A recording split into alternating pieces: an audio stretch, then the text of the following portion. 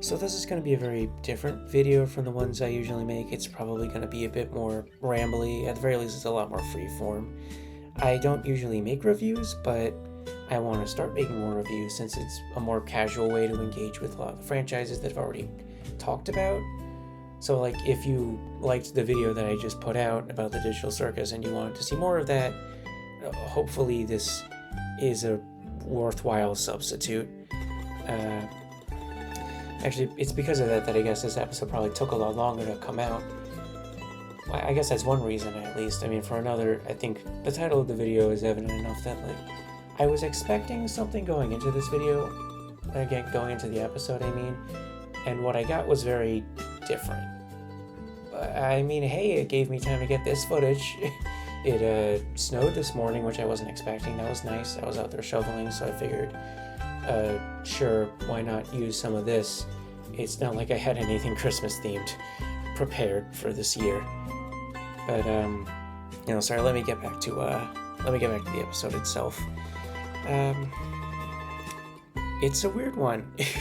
And I think a lot of people have been saying that, but I feel like also a lot of people have had a very different opinion to me, where it's the prevailing idea is almost that it's a sort of all your theories are wrong, goodbye episode, and a lot of people like it for that, and I haven't felt either of those things.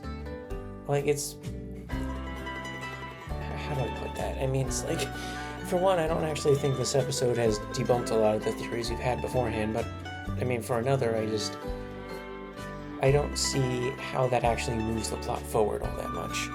That being said, there is a lot in this episode that I really liked. I really liked the tone. I really liked a lot of the plot beats within it. I really liked the ride a lot more than the destination, which ultimately I think kind of makes this episode lean more towards I do like it. Which, granted, I've liked all the episodes so far, but you know, it's because I've liked all the episodes that like when something like this comes out, I feel like I need to engage with it in a more complicated manner. So I'm going to try to go through all of it. I'm going to try to start from the beginning, or at least like from the more general. I'm just going to go wherever my brain goes. I'm just going to ramble, and I hope that's fine with you guys. I guess I should start with a spoiler warning, obviously. I mean, this is about episode 7. If you haven't seen episode 7 yet, then go watch it. It's on YouTube. It is as free as anything. But, I mean, hopefully I shouldn't get to too much spoilery to start out with. Boy, what do I actually want to start out with? I mean, the episode itself kind of started out a bit deflated, but I think that's... a lot of episodes are like that. This time around, it's like, oh, where's Caine? And then he has a couple bits that he does. Milk and cigarette casserole is a fun one. The Chinese room, I didn't figure out what that was until afterwards, because of course I didn't. I'm not smart like that. At least not in that way. But I appreciate having Kinger kind of laugh at that joke, where at first it kind of seems like he's laughing at nothing, but then it's like, oh, obviously he knows more than the rest of the cast, and that's just a funny way of reflecting that about his character. Let's see what else. Oh yeah, it's odd to me that Caine kind of starts out the episode saying he doesn't have an adventure plan, so I guess kind of like set ground for the Escape the Circus adventure to happen. It's interesting to me that happens now, because I feel like he could have done that at any point prior. He says he's been working on it for a while, but like it doesn't really seem like he had to do much. But then maybe this was conditional on the fact that like over the last few episodes he's been kind of getting increasingly tired. And then in this one it kind of seems like he backs out of that, so then maybe this is more like maybe he was getting increasingly worried that the cast didn't like him, so it was like, alright, time to activate this adventure just to kind of help myself feel better. But whether Caine does intend it or not, it does kind of lead into the beach episode, which is what it was kind of being marketed as initially. The funny thing is I guess like before we got a lot of teasers, I really did kind of expect that this episode would be them just hanging out on the beach, but because they're given time to just kind of be with each other and talk, it was actually going to lead to a lot of plot points happening, because most of the story up to this point has been mostly interpersonal. But I mean, and then this episode ended up becoming very plot focused, but that I'll get back to that later. I mean, it is funny that this is kind of known as like almost the anti-fanon episode, but then you have Psychic Pebbles and Senior Pello here doing a bit together, and it's like that's just about the most fan theory thing that we were expecting, because we saw that like, oh, all the other members of Oni Plays were here. Oh, we got Lizzie Freeman, who was in Spooky Month.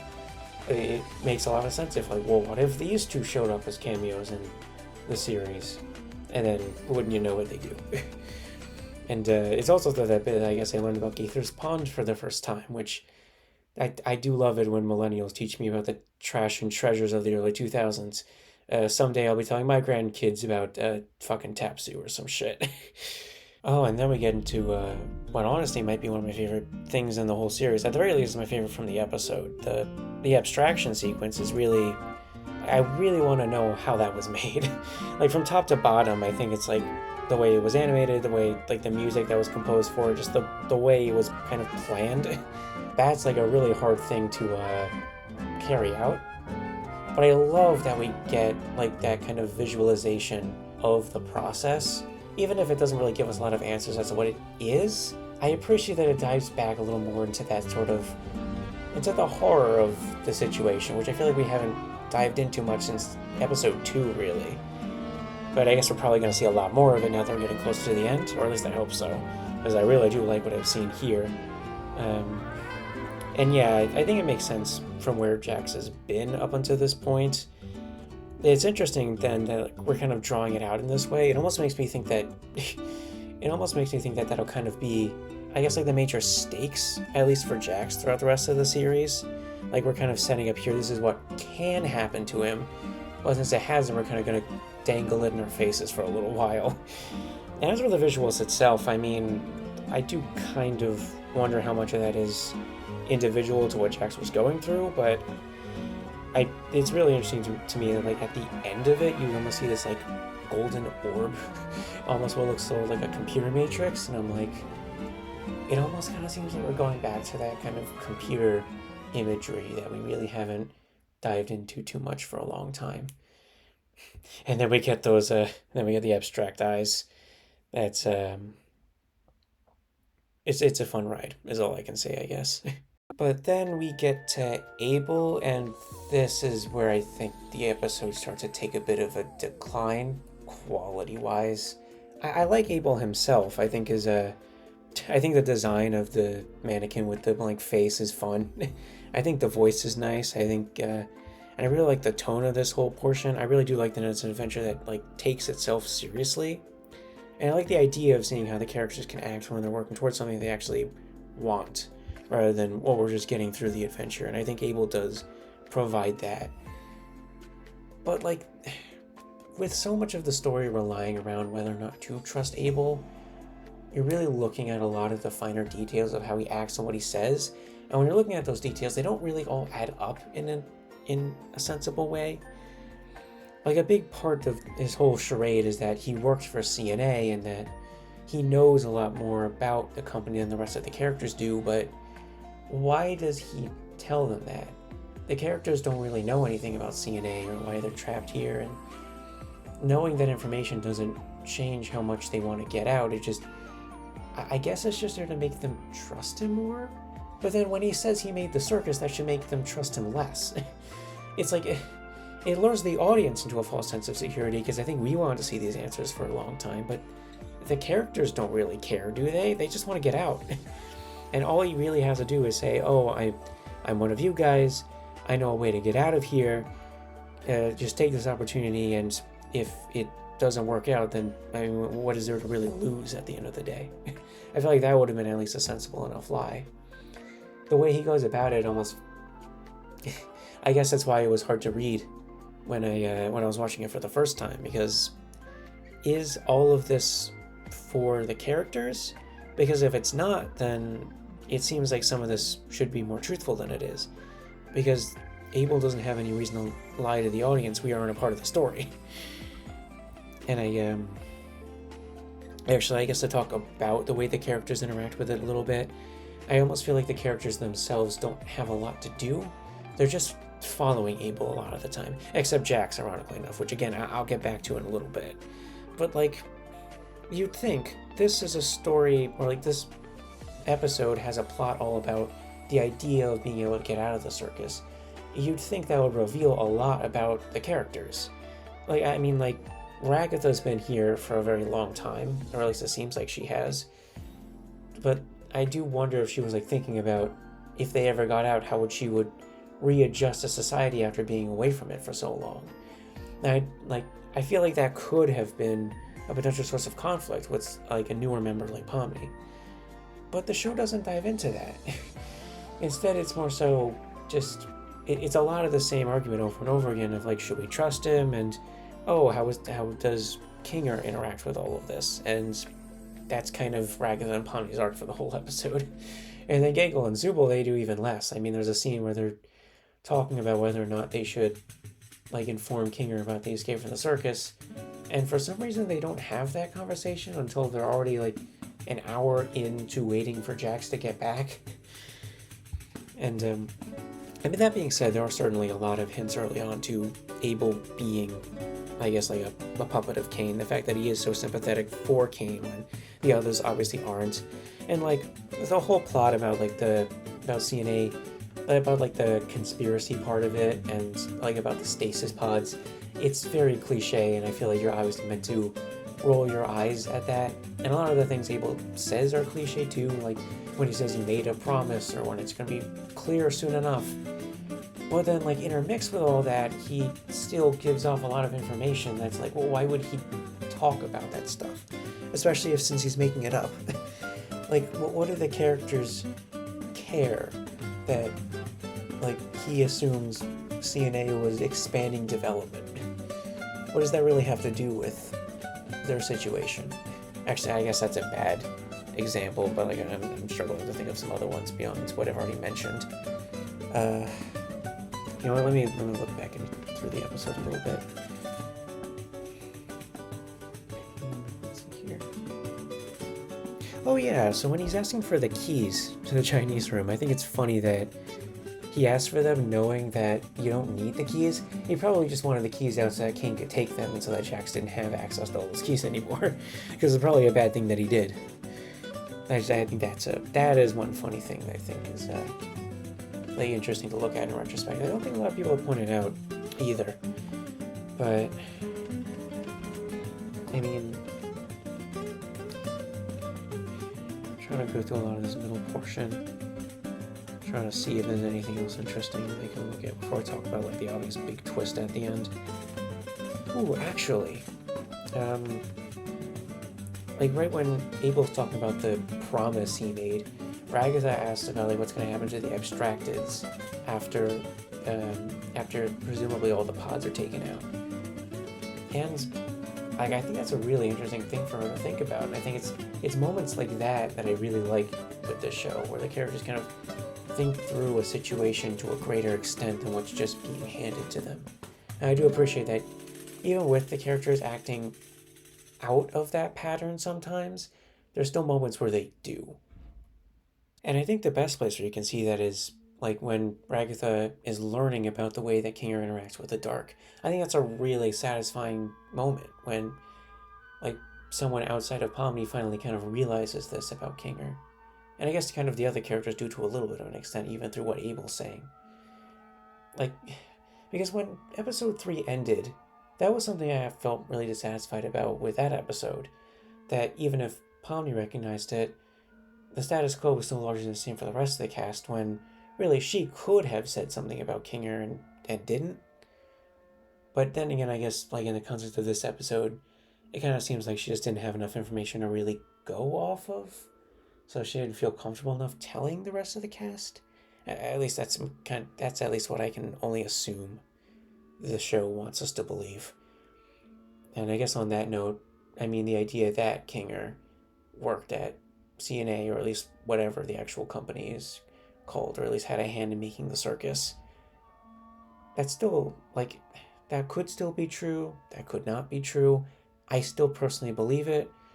But that kind of gets into the big twist at the end of the episode. So, I mean, if you're still watching at this point and you haven't seen the full episode, then last chance to get spoiled. But I don't think anybody is. Yeah. Okay. Let's just talk about it. Actually, before we get to that, we go through Caine's, I guess, fake office, but that sequence might be better than even what I was talking about with the abstraction sequence, because it really, it kind of immerses you, even on rewatch, in this magical feeling of they could actually get out and they are feeling that. Not to say that they do, but like even when they have the impression of that, seeing how they react to it and how the music kind of accompanies that reaction and how even just the visuals accompany that reaction. I think it all comes together and it's really magical in a way that I feel like the rest of the episode kind of loses that feeling once you know what the twist actually is. I really like the crystal balls. I'd love to see what each of those actually look like if you took them out of like the texture mapping. They're probably not actually real, but I do like they kind of symbolize everything that the characters have gone through even before we arrived. And I guess maybe even like in between in the episodes between the episodes that we saw, maybe there were adventures that we weren't on. I like that the characters get to reflect on those adventures even when we weren't there for them. Because it really feels like it's the characters that are being made the most important here. And that's an energy that I really want. I especially want future episodes to kind of keep. And I think the music, where was it from? I found a source talking about where that classical music was from. I'm sure I'll have it on in the background, but I can't remember at the moment. But I think the idea of it was that like the piece represented a kind of temptation of comfort for somebody who was kept prisoner, and that person eventually escapes, like resisting temptation, which I think that can play into the themes of not only this room but of the show very interestingly. He was like, look at all these amazing adventures you can go on, but that's not going to distract you from your desire for, I guess, personal freedom and fulfillment. Which, that's such a deep. It's really that deep stuff that I love so much, and I feel like in the end that scene's ultimately going to be more important than anything else in the episode. Maybe conflicting with the abstraction sequence, but I think those two, they hold their magic even when the rest of the episode does not. But then we get to the big twist, and then the question kind of has to be asked: how much of all of it was real? I mean, it's like, the idea is, okay, Abel was lying to them, and that was all set up, but, I mean, what, they only met Abel this episode, so it doesn't really matter all that much? It only really matters to the audience so much that, like, that figure who was looming in the background for a couple episodes didn't mean much, which, sure. Maybe what it's meant to imply here is that, like, CNA as a whole isn't really something that exists in its proper form, but then, like, Caine still looks at the pictures of CNA even when the other characters aren't around him. And he expresses his desire to want to recreate the room as a personal hobby of his, so that doesn't really seem like the case to me. I guess maybe CNA doesn't mean Caine and Abel, but then, like, I don't know, what else does it mean? Is that not important? Okay, so then why is it called CNA to begin with? Couldn't you have made a more interesting name for the company that could have, like, visibly meant something more obvious instead of trying to tie it around this weird twist? I'm not sure. And then in terms of, like, whether or not Kinger worked for the circus, I still really hope that he has, and it still makes sense if he has, because I feel like that gives him a lot of much needed depth. Do I think he actually needs that depth? I guess he already has a lot more depth than a lot of the other characters, but I feel like we get to know so little about each of the characters every episode that we always savor whatever information we can find. Like, thinking back to that bar scene in episode 5, how much of that really paved the way for how we understand the show. And the show, even now, is still just so slow and so meticulous with what information we get, to the point where it's like, I feel like by the end of the show, we're all going to still want more out of these characters, even if they do all escape the circus and that concept becomes exhausted. I still want to know more about the characters themselves, and I still wish we got to know more. from like what we've gotten in these episodes. But I mean, look, right now I'm still going on the premise that like ZNA still matters, Kinger still had a hand in making the circus. I guess afterwards I'll kind of, talk a little bit about my own personal theories about what all of this means, but at the moment I don't think the twist is actually as big as a lot of people are trying to make it seem. And to that end, I don't think it actually affects the characters much because they weren't trying to make theories on their own. They were already under the impression that they couldn't leave. This episode brought a counter to that, but it's as Jax puts it, everything's going to go back to the way it always was. This doesn't really... The twist itself doesn't really change anything. However, there are two big things that happen in this episode that I think make it matter. Or I hope will make it matter at least, because it's not like we're really given any indication of whether or not they will change things. For one, Jax pressing the button. This really is a Jax-centric episode, isn't it? He's the one who actually makes decisions in this episode. He's the one who actually has conflict with Abel and doesn't just go along with the plot. And then obviously he's the one who goes to that abstraction or near abstraction scene at the start of the episode. So clearly the arc here is set up around him. It is funny that back when we were waiting for episodes 5 and 6 to come out, Gooseworx said that the episodes kind of ended up being a balance between Ragatha and Jax. That instead of one being a Ragatha-centric episode, one being a Jax-centric episode, they're going to be interspersed with a little bit of both. Episode 6 is about Jax. Episode 7 is from Jax's point of view. Ragatha just kind of got cucked, I guess. Both in a narrative sense and in the meta-narrative sense, because everybody always leaves or forgets about Ragatha, don't they? Ugh, poor character. But no, his decision will certainly change a lot of things. I think they're certainly not going to respect him after this point. They're certainly going to know that there's something more to him than him just being a casual jerk. Clearly, as for why Jax did it, I think a lot of people are still to the idea that Caine manipulated Jax into pressing the button. I think it's more satisfying if Jax did it of his own volition. And I think the fact that he's already having a panic attack even before he gets the flashes of that real-life cam footage, I think that alone kind of suggests enough that if given the option to leave or stay in the circus, he does choose to stay, which certainly indicates a lot more depth to Jax. Depth that I really wish was given to other characters, but at least it's happening for somebody. If it had to be Jax, then sure. And I guess that actually allows me to maybe do another video on Jax's character when the show is over, because I think if there was any character who I didn't really give enough attention when I was talking about back with the psychology video, I think he was the one who probably had the least complex stuff to say. Though actually, speaking of that video, I guess that brings us into the other big twist here, which is that Caine can control their minds, and he uses it in various ways. Which I just kind of thought that was text at this point. We already we knew all these things happened. So clearly we could have just put them together.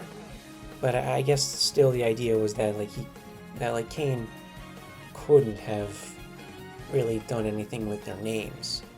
So maybe now that we have figured that out, that can also become something more significant. But is that a twist, or is that setting up a twist? It's hard to tell. I think I did have this idea in my head that episode 7 was going to explore that idea more. That not only were we going to call this out, but that if Caine was brought to his limit, maybe he would use his ability to control their minds a little more sinisterly, I guess.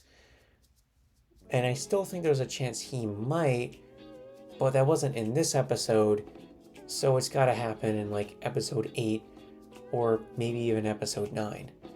And I think that kind of generally gets to how this hasn't actually changed the status quo much for me. It's just kind of delayed everything by an episode. It's drawn things out.